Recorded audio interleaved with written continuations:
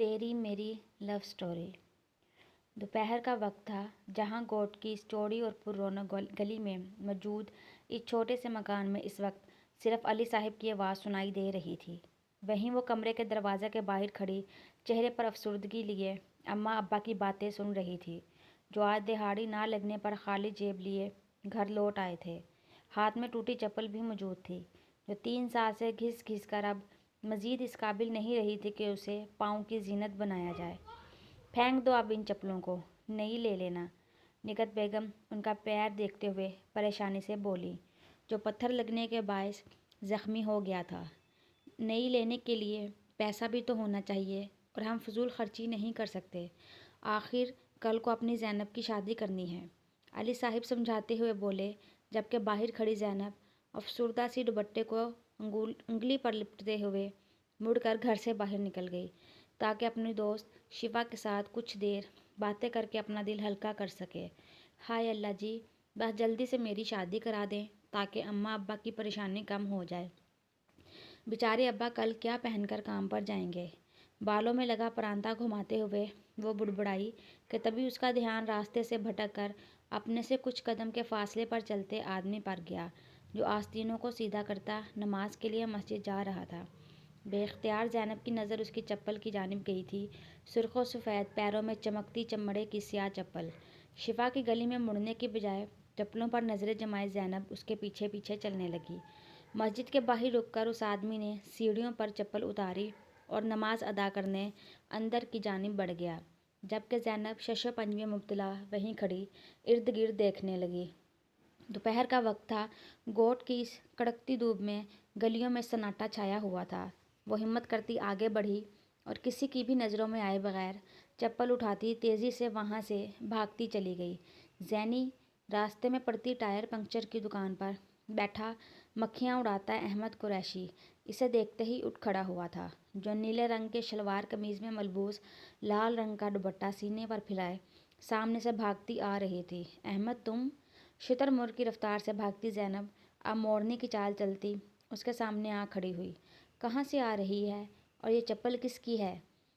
ماچس کی تیلی دانتوں میں دباتے ہوئے اس نے سوالیہ نظروں سے اسے دیکھا، جو شرماتے ہوئے چہرے پر آئی آوارہ لٹوں کو کان کے پیچھے کر رہی تھی۔ وہ مینا شفا کے گھر سے آ رہی تھی، لیکن راستے میں مجھے چپل بیچنے والا دکھا تو اس کے ٹھیلے سے ابا کے لیے خرید لی۔ نظریں جھکائے سفید جھوٹ کہا، تو اس راستے سے کیوں جا رہی ہے؟ یہ تو لمبا پڑتا ہے نا؟ تمہیں کیا کسی بھی راستے سے جاؤں اور زیادہ سوال نہیں کرو۔ احمد کے نہ ختم ہونے والے سوالوں پر وہ اب جھنجھلا اٹھی۔ اچھا اچھا، ناراض کیوں ہوتی ہے؟ یہ لے، یہ رکھ، سموسے کھا لیو شام میں۔ 10 کے 3 نوٹ جیب سے نکال کر اس کے ہاتھ پر رکھتا وہ اس کی ناراضگی دور کرنے لگا۔ اے احمد، کس سے کھڑا باتیں بنا رہا ہے؟ وہ ٹائر اٹھا کر دے۔ اندر سے آتی شکور کاکا کی آواز پر وہ ہڑبڑا کر ٹائر اٹھاتا اندر کی جانب بھاگا، جبکہ ایک ہاتھ میں پیسے اور دوسرے میں چپل پکڑے وہ اب خوشی سے پھولتی گھر کی طرف جا رہی تھی۔ یہ چپل کہاں سے آئی؟ نگہت بیگم نے سوالیہ نظروں سے اسے دیکھتے ہوئے پوچھا، جو دونوں چپل ہاتھ میں لیے ان کے سامنے کھڑی تھی۔ وہ شفا کے گھر سے آتے وقت راستے میں ٹھیلے والا دکھا تو 100 روپے میں اس سے پرانی چپل خرید لی، اس نے کہتے ہوئے آنکھیں پٹپٹائیں۔ تیرے پاس 100 روپے کہاں سے آئے؟ کیا اماں، جمع کیے تھے میں نے، سوال جواب سے چڑھتے ہوئے اس نے منہ بنا کر کہا۔ چل اچھا کیا، تیرے ابا کی چپل ٹوٹ گئی تھی ویسے بھی، اب جا کر رات کے کھانے کی تیاری کرا چھوٹی بہن کے ساتھ۔ اس کے جواب پر مطمئن ہوتے ساتھ ہی رات کے کھانے کا حکم دیا، جس پر زینب منہ بسور کر کچن کی طرف چل دی، جہاں 12 سالہ فاطمہ ٹماٹر کاٹ رہی تھی۔ ارے بجو، اچھا ہوا تم آ گئی، لو یہ باقی کے ٹماٹر تم کاٹو، میں ٹی وی دیکھنے جا رہی ہوں۔ سدا کی کامچور فاطمہ اسے دیکھتے ہی سارا سامان وہیں فرش پر چھوڑ کر کچن سے بھاگتی چلی گئی۔ اس پر 2 حرف بھیج کر زینب نیچے فرش پر بیٹھتی باقی کے بچے ٹماٹر کاٹنے لگی۔ دماغ ابھی تک اپنی حرکت میں الجھا ہوا تھا۔ اللہ جی، بس گناہ نہ دینا، میں نے تو آپ کے گھر سے اٹھائی ہیں چپل، اور ابا کے لیے کری چوری کوئی چوری تھوڑی نہ ہوتی ہے۔ ہاں نہیں تو؟ چھت کی طرف دیکھتے ہوئے وہ بڑبڑائی، ساتھ ہی خود کو مطمئن کرتی اب پوری طرح سے کام کی طرف متوجہ ہو چکی تھی۔ چھت پر کھڑی ہو کر اسے دیکھا کرتی تھی، پر آج وہ نہیں تھی۔ وہ سر جھٹکتا اپنے گھر کی جانب بڑھ گیا۔ دروازہ کھول کر اندر داخل ہوا تو سامنے ہی تخت پر بیٹھی اسے اپنی اماں نظر آئی، جو سامنے کھڑی اس کی 16 سالہ بہن کو کسی بات پر ڈانٹ رہی تھی۔ نگوڑی ایک کام ٹھیک سے نہیں کرتی، اے خدا تجھ سے رحمت مانگی تھی، زحمت کو گلے باندھ دیا۔ ساتھ ہی ساتھ اللہ سے شکوے بھی جاری تھے۔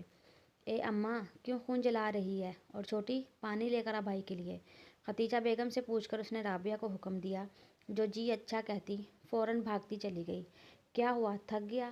احمد کے چہرے پر تھکن محسوس کر کے انہوں نے فکر مندی سے پوچھا۔ ہاں بس کام زیادہ تھا آج۔ تو بتا کیسا گزرا دن؟ رابعہ کے ہاتھ سے گلاس لیتے ہوئے اس نے ختیجہ بیگم سے پوچھا۔ کیسا گزرنا ہے، میری تو ہڈیاں ٹوٹ جاتی ہیں اس گھر کے کام کر کر کے، اور ایک یہ منحوس ہے جو کسی کام میں ہاتھ نہیں بڑھاتی۔ کہتے ہوئے انہوں نے غصے سے رابعہ کو گھورا، جو معصوم سی شکل بنا کر بھائی کو دیکھنے لگی۔ وہ جانتا تھا بیچاری پورے گھر کی صاف صفائی کرتی تھی، روٹیاں بھی وہی پکاتی تھی، پر پھر بھی ان کی ماں کو بیٹی کا کیا کام کہیں نظر ہی نہیں آتا تھا۔ اچھا چل غصہ نہیں کر، لے یہ پانی پی۔ احمد نے ماں کو ٹھنڈا کرنا چاہا، جس پر وہ اور بھڑک اٹھی۔ کیا غصہ نہیں کر؟ میں نے سوچ لیا، میں کل ہی نگہت سے بات کرتی ہوں تیرے اور زینب کے رشتے کی۔ بہو آ جائے گی تو میری ذمہ داریاں بھی کچھ کم ہوں گی۔ اب کہ وہ احمد کو گھورتے ہوئے بولی، جس پر اس نے ہاتھ میں پکڑا گلاس فوراً لبوں سے لگا لیا تاکہ اپنی مسکراہٹ چھپا سکے، البتہ دل میں میٹھی میٹھی سی گدگدی ہونے لگی تھی۔ اچھا جیسی تیری مرضی، اور مجھے کھانا تو دے دے، تھکا ہارا آیا ہوں۔ اس کے کہنے کی دیر تھی کہ ایک بار پھر رابعہ کی شامت آ گئی۔ اے کمبخت تجھے دکھ نہیں رہا بھائی آیا ہے، جا جا کر کھانا گرم کر کے لا۔ وہی لینے جا رہی ہوں۔ احمد سے گلاس لے کر رابعہ بھی غصے سے پیر پٹکتی کچن کی جانب بڑھ گئی۔ ان دونوں ماں بیٹی کا جھگڑا یوں ہی چلتے رہنا تھا۔ احمد نفی میں سر ہلاتا خود بھی ہاتھ منہ دھونے غسل خانے میں جا گھسا۔ اماں میں ذرا شفا کے گھر جا رہی ہوں، تھوڑی دیر میں آ جاؤں گی۔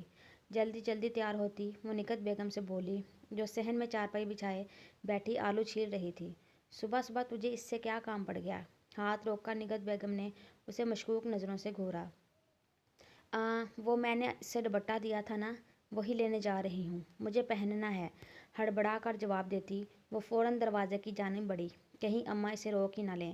گھوڑی کی گھوڑی ہو گئی ہے مگر عقل اب بھی نہ آئی۔ زینب کو جاتا دیکھ کر وہ بڑبڑائیں اور واپس کام کی طرف متوجہ ہو گئیں۔ شفا کے ساتھ وقت گزار کر اب اس کا رخ شکور کاکا کی دکان کی طرف تھا، جہاں حسب معمول احمد بیٹھا خواری کاٹ رہا تھا۔ وہ دھیرے دھیرے ہرنی کی چال چلتی اس کے سر پر جا کھڑی ہوئی۔ احمد تو یہاں کیا کر رہی ہے؟ احمد سوالیہ نظروں سے اسے دیکھتے ہوئے اٹھ کھڑا ہوا۔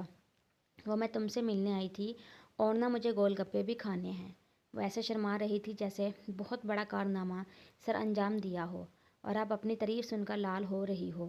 دیکھ ابھی میں تجھے گول گپے کھلانے نہیں لے جا سکتا، شکور کاکا اپنے گھر گئے ہیں، میں دکان کو ایسے چھوڑ کر نہیں جا سکتا۔ وہ سمجھانے والے انداز میں بولا۔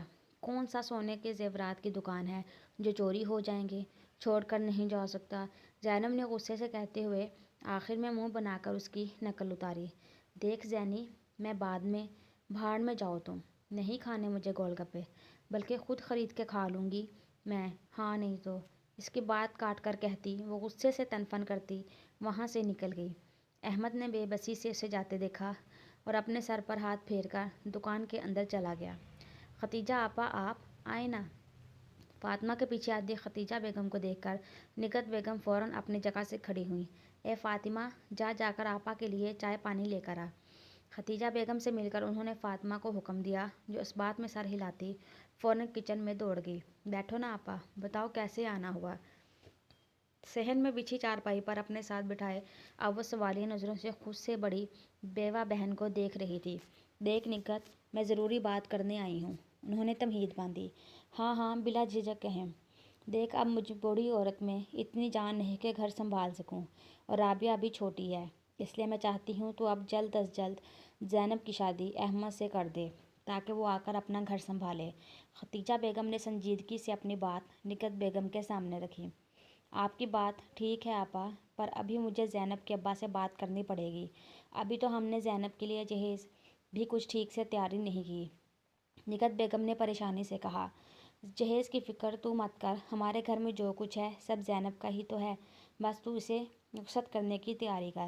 وہ فراغ دلی سے بولی، ٹھیک ہے آپا، زینب کے ابا آ جائیں تو آج بات کرتی ہوں۔ نیم رضامندی سے کہتی اب وہ آس پڑوس کی باتوں میں مصروف ہو چکی تھی۔ گول گپے کھا کر ساتھ ساتھ احمد کو کوسنے کے بعد اس کا رخ اب گھر کی جانب تھا، جہاں یقیناً اماں غصے سے بھری اس کی شان میں قصیدے فاطمہ کو سنا رہی ہوں گی۔ وہ انہی سوچوں میں گم ابھی سڑک پار کر رہی تھی جب اس کی نظر سامنے کھڑی بلیک مرسڈیز پر پڑی، جس میں سے تقریباً 40 سال کی عمر کے لگ بھگ ایک پرکشش اور سمارٹ شخصیت کا مالک وہ شخص کوٹ پینٹ پہنے باہر نکل رہا تھا۔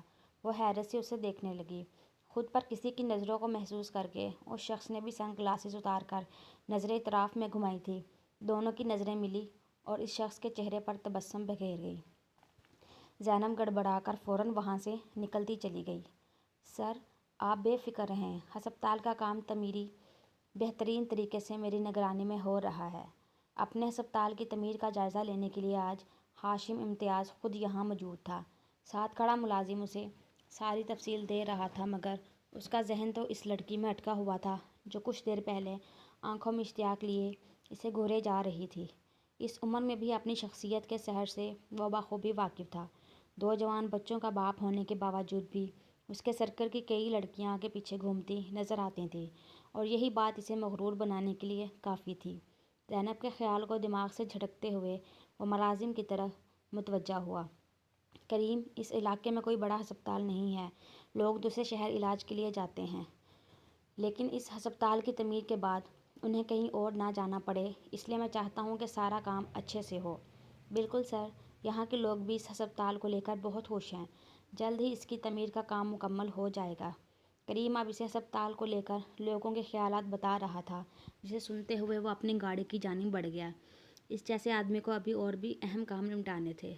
گھر آ کر اماں کی ڈانٹ اور گھر کے کام نمٹانے کے بعد اب وہ کمرے میں چارپائی پر لیٹی مسلسل فاطمہ کا دماغ کھا رہی تھی۔ پتہ ہے فاطمہ، اتنی بڑی گاڑی بھی؟ دونوں ہاتھ کھول کر زینب نے بڑی گاڑی کی تشریح کی۔ اور وہ آدمی، کیا بتاؤں میں تجھے، اتنا وہ تھا، وہ کیا کہتے ہیں، ہینڈسم۔ ہاں، وہ ہینڈسم تھا۔ اس نے دماغ پر زور دیتے ہوئے انگریزی زبان کا قتل عام کیا تھا۔ اف آپی، بس کر دو، آدھے گھنٹے سے تمہاری سوئی وہیں اٹکی ہے، فاطمہ نے چڑھتے ہوئے کہا اور اپنی توجہ واپس اسکول کی کتابوں میں کی۔ کل اس کا ٹیسٹ تھا جس کی وہ تیاری کر رہی تھی، پر زینب کی باتیں اس کا دھیان بٹا رہی تھیں۔ تم تو بس ان کتابوں سے چمٹی رہو، لیکن حاصل کچھ نہیں ہوگا۔ ہم جیسے جھونپڑی میں رہنے والے آسمان کی پرواز کبھی نہیں کر سکتے۔ اور اپنے اس جملے کو وہ کتنی جلدی فراموش کرنے والی تھی، یہ تو ابھی خود بھی نہیں جانتی تھی۔